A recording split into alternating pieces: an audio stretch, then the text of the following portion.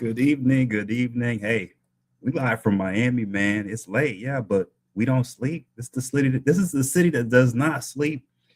We will do shows whenever we can get them in. I look like this because I just got back from New York City. So this is how I was rolling in the NYC with my Miami hoodie on. So I was in the NYC with my hoodie on today. Of course, I was layered, man. I had an undershirt, a shirt, a sweater, a jacket, and then this fleece. Plus, I had this, and I got the gloves, right? And the gloves, I can have the fingers out, or I can tuck them in, right? Even the thumb, I can even get out of there and put back on. So I was prepared for the cold, man. And man, it was cold in New York today. And it's not even going to be as bad as it's going to get. Like, I don't know what you guys are going to do. I was leaving, I was passing under Liberty Avenue, trying to get up out of there. And I heard that Governor Hochul put the area on a weather warning. And so I said, "Oh man, you guys are gonna get it, man. It was so cold today. I don't know how you guys did do it." But with that said, as you can see, um, I'm always working, right? And so, I got down in New York City today. I did about 4 hours of filming, documentary filming, and then I got back home, and I'm here now, and I'm doing a live, right? And I also did some research stuff in between all of this. So, you know, that's why I love Miami, because I'm working all the time, and this is what we do here. And so, with that said, this is one of the reasons why um, I do get a little bit offended when people say that I'm being paid to push some propaganda to support one party or another. It offends me a little because I don't get paid, first of all, but secondly, I do put the work in, right? And okay, it's free work, right, for Guyana, but I'm always doing free work, like always. And I've always done free work. I've never turned someone away who needed help. Okay, I've never, even people, even my enemies who don't deserve my help, I have helped. Okay, and I haven't asked for anything in return. So not only have I helped people who don't deserve it, but I've done it for free, like a lot actually. Um, so it does offend me a little bit when I'm accused of being like of taking money to lie, because that's what they're saying, is that I'm lying. And it's a little upsetting, especially when today I just said, hey, I could see that the country Guyana right now is falling into chaos, and um, and I see it, right. And as an American, I'm going, oh, this isn't good. I can see where it's going. It's going to a really bad place. And the thing is that Americans don't really care. Um, they don't. Okay, they just don't care. And so I'm trying to bring some attention to the situation to my fellow Americans. I'm trying to explain to them, hey, man, this place, it's going sideways fast. Um, and before you know it, it's going to be really, really bad. And, I'm so I'm trying to express that to fellow Americans, to try to get them to understand, hey, this is important to us. Guyana is important to us, right? Guyana is so important. I'm living the example of it. Like I said, I did a bunch of hours of filming today. I get home, I'm in Miami right now. I went up to New York City, came back home, and I'm filming now. I'm doing a live now, and I'm trying to live by example, and I'm trying to show people, other Americans, like, hey, man, um, I'm doing all this for free, and um, I don't get any thanks for it. I don't get. I might even get. I mean, I do get. There are some wonderful people. I cannot say that, So in Guyana, there were some wonderful people, and the ones I can tell you guys, man, you guys are huge support. And I've been through some tough times in my life, and rarely have I ever gotten any support. And I gotta say, the people of Guyana, so many have supported me. So thank you very much. And that's why. And so I'm returning the support I've received. Okay. And for those of you who don't know, I've been involved with Guyana now going back to like 2009, right? And so during that time period, I mean, I've had 2 kids, I've had a divorce, I've had a career change. Um, I wrote a book. Like a lot has happened during the time that I've been working on stuff in Guyana. And so with all that happening, with all those ups and downs, I've had people from Guyana who have like been there for me as a support. And so I see that they are in their time of need. And so I'm offering my assistance. And I'm doing it from a humble place. I'm doing it from a respectful place. And so I'm staying in my place, and I'm only sticking to what affects us Americans. And so some of you in Guyana might be upset about some of the things I say, because you may feel that it's not an accurate reflection of your country. It's probably not an accurate reflection of your country, what I'm saying. But the reason why it's not an accurate reflection is because I'm not speaking to you. I'm speaking to Americans, and they have to hear it in a way that they can understand, and it's not going to sound accurate to you in Guyana. Okay. But it's actually accurate, if that makes sense. So like I have to explain it in a way that you in Guyana, it does not make sense to you, or it sounds like I'm not telling the truth, even though I am. But what I'm saying to the Americans, right, is something that they can totally understand, right? And so when I'm explaining to Americans, and I'm doing it in a way that they can totally understand, I'm telling you, I can understand. It comes across to people in Guyana like it's tilted, or like it's not complete. It's like I don't know what I'm talking about. I understand that it comes across that way, but I'm not talking to you guys in Guyana. So when I speak to you guys, right, I'll give you an example of what that sounds like. When the highlighters invite me onto their show in Region 10, you'll hear what I sound like when I speak to the people of Guyana. Just listen to some of their recordings. Okay, just listen. You'll see the difference. But I'm on my platform. I'm an American. This is an American platform. I'm in Miami. Like everything I'm doing is in the United States.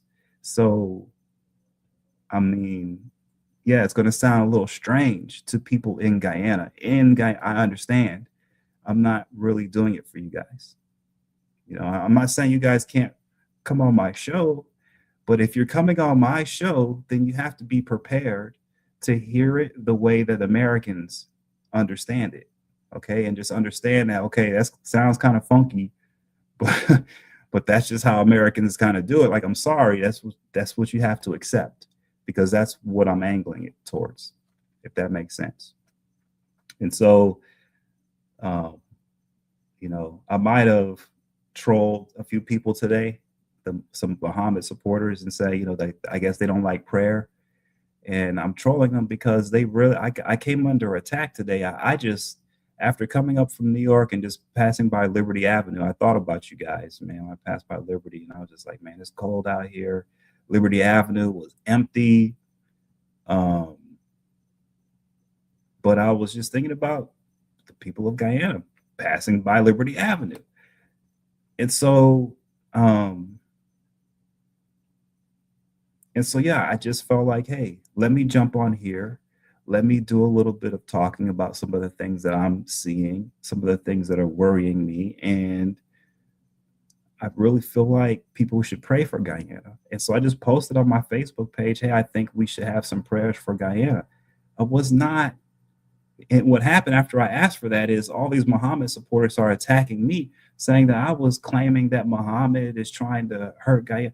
I didn't even mention his name in the post. All I said was, I think Guyana needs prayers. And I said that inspired a little bit after being over on Liberty Avenue today. I don't know.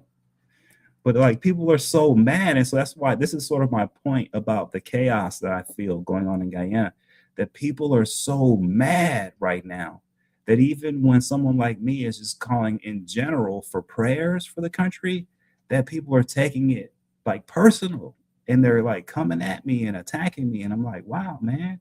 And so I just trolled them a little bit and I said, oh, I guess the Muhammad people don't like prayer, right? That was just my way of explaining to these guys, you shouldn't have come at me like that because I wasn't talking about Muhammad. I'm talking about Guyana as a whole, and I'm speaking that way because I was just over at Liberty Avenue today. I should have went in and I should have gone. See, it was too cold. That's my weakness, man. I'm from Miami. I can't do the cold. I should have gone in and gotten, some food from a Guyanese place. That's what I should have done, and taken some video, done a live. That's what I should have done. Okay, but I was cold. I had to get out of there. So yeah, I was inspired by that today. So that's why I asked for prayers for Guyana, and it's a serious ask because for all the Americans who are watching right now, Guyana is next door to Venezuela. This region is not stable right now. It's very unstable. And I don't know if the people of Guyana really understand that. And when I'm saying that, hey, there's chaos coming, I'm not saying that the people of Guyana are the problem. What I'm saying is that once you get rid of Maduro, and then you saw today they got rid of they arrested the Canadian snowboarder Olympian guy, the drug lord, the wedding guy. That dude is huge. I saw him today, man. He's like 6'8" or something. Man, that guy is huge. So they got him. And he had extensive networks in the region in there. And so when you get rid of those two guys, it's going to change the region economically, politically, culturally. There is going to be a huge shift happening here. And I'm just saying, you guys need prayers because you're next door. All right? Like, whether you can, it's hard. I can't predict the future, and I don't want to predict the future, but I can just tell, right, that there's a lot of chaos, and I'm a follow the numbers kind of person, and I like to follow the numbers of like the black market though. Those are the numbers I like to follow. The official numbers, I don't really care about those because the government numbers are rigged up, man. So I like to try to track down black market type numbers.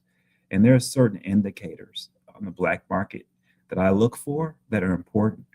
And so I'm telling you guys, on the black market index, you guys are in big trouble. I don't know how else to put that. But your country in Guyana, you guys are on the black market index. Like most of your economy is black market. I don't know how else to put it. That's just the case. That's how much money is being smuggled. That's how much stuff is being smuggled out of your country, being stolen from you guys. It's so much. Okay? And this has nothing to do with the PPP, by the way, or the WIN, or the APNU. What's happening to Guyana is way bigger than the parties. Okay? The parties and the politicians are trying their best to serve the people of Guyana, I promise you. But there's only so much they can do. Okay, and so that's why you have outsiders like me who care, because I'm trying to help. You guys need the help. All right, and it might, like I said before, it might sound a little scary, or it might sound like I'm being negative towards one person or another. I am not. I am not. I don't have anything against Mr. Muhammad. I don't have anything against Mr. Jack Dale. I have anything against Mr. Irfan Ali. I don't have anything against anybody in Guyana at all. Not even close, right? That's why I'm on late right now talking about this because I have no issues with anyone in Guyana at all. I'm just trying to explain a very complicated situation that Guyana is, that you guys are. You guys, I mean, it's complicated. I'm trying to explain this to a bunch of people in the Western world who are just now waking up to who you guys are. I'm trying to help them. And this is a very precarious time because you guys are on the black market index, is what I call it. And the black market just got rocked. All right. It just got rocked. Okay. And the whole flow of money is changing. We've got like $300 million that are sent out to a Dubai account, or it's a Qatar or something. I mean, the impact is going to be tremendous. And so that's why I ask for prayers. The pressure is high. And so you guys are going to notice more and more that your leadership is going to get a little unhinged. I'm sorry, but that's just the case. Okay. You guys have to understand right now that you guys are in a very, very, very transitional period, is the best way I can put it. The waters are transitioning on you guys. They're moving in every direction. You don't just have one way. It's like the wind's blowing one way at your back. You guys got winds flying all over the place. Okay. This is a very difficult time for your country. You guys got to understand that. And so with understanding that, you have to understand you have to have a little bit more love for each other and a little bit more love for the outsiders who are coming in, because more and more outsiders are coming, guys. You guys, I know some of you are like, get out of here. If we can kick this Yankee boy out, then we don't have to worry about any more Yankees. Nah, it ain't going to happen. More and more Yankees are coming. I'm sorry. That's just the case. Okay. I'm letting you guys know. So get used to us now. Here's one right now. Now you understand. They're going to be way more. And the other ones are probably not going to be as nice as me. They're not going to work for free. All right. I'm the only guy here working for free. But it's usually the first one who has to go through all the hard crap, who's not going to get paid anything and everything. And then everyone else follows behind. Right. That's how it goes. That's fine. That's what my tools. That's my lot in life. And so I'm not even caring about getting paid, because I understand, and the role I play, there really isn't much money in it. Whatever, man. That's why I have to work all the time. That's why I have to go into New York City, do a bunch of hours of filming, and then come back and then do a live. Right. And yes, I am trying to build my platform. It's not because I'm not trying to build it because I'm trying to make money. I'm not going to make money. I'm going to probably break even. I'm trying to break even right now at best, right? But where I make my money is through my audience, by selling books. Having a following when you sell books is a big deal. It helps you get better contracts when you sign new book deals.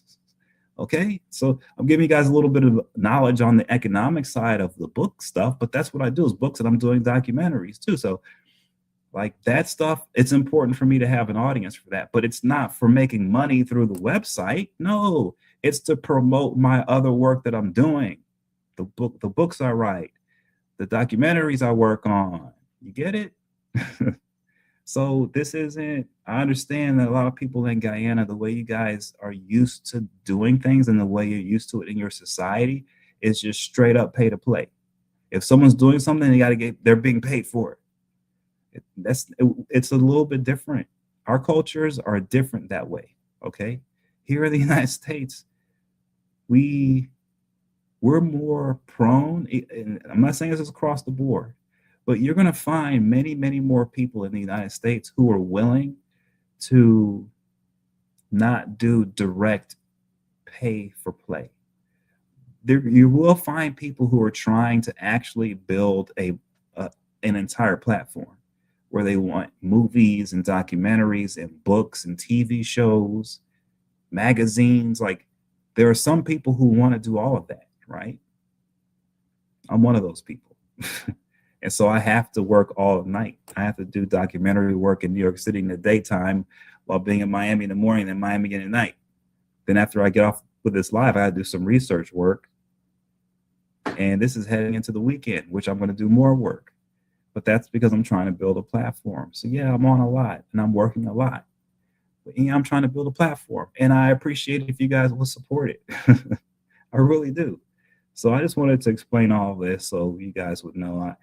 I did this late. I did not explain exactly what's going on, but go on to my page so you can see the interactions. It's pretty wild. And just thank you for your support, guys. Those of you who do support, I appreciate it.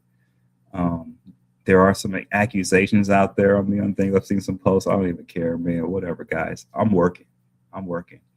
and I see y'all. And I was by Liberty Avenue, and I thought of y'all. So that's why I'm doing this live tonight. So much love to you guys. Have a good night. I'll talk to you guys again soon. Okay.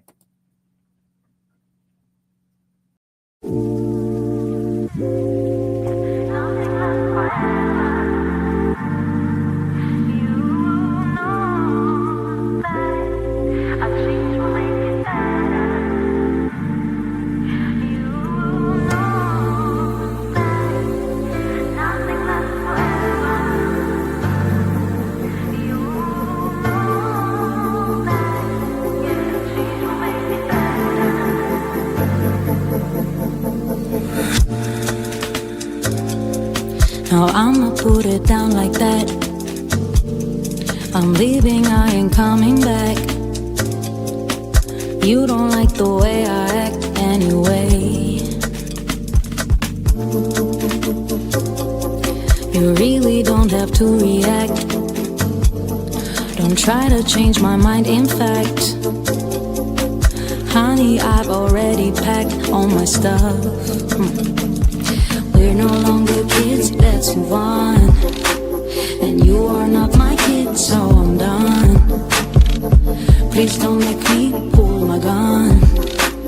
Sorry boy, I can't be the one. You know it, yeah. Nothing lasts forever.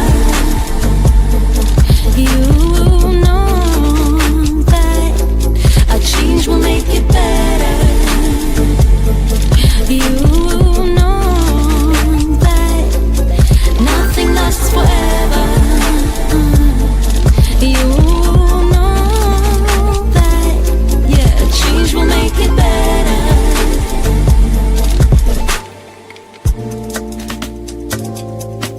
There's no one to blame, you see. Maybe we're not meant to be.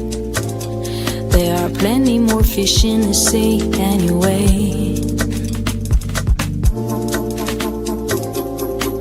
Every day's a different thing, so I'm not into wedding rings. It ain't personal, it's the way I think.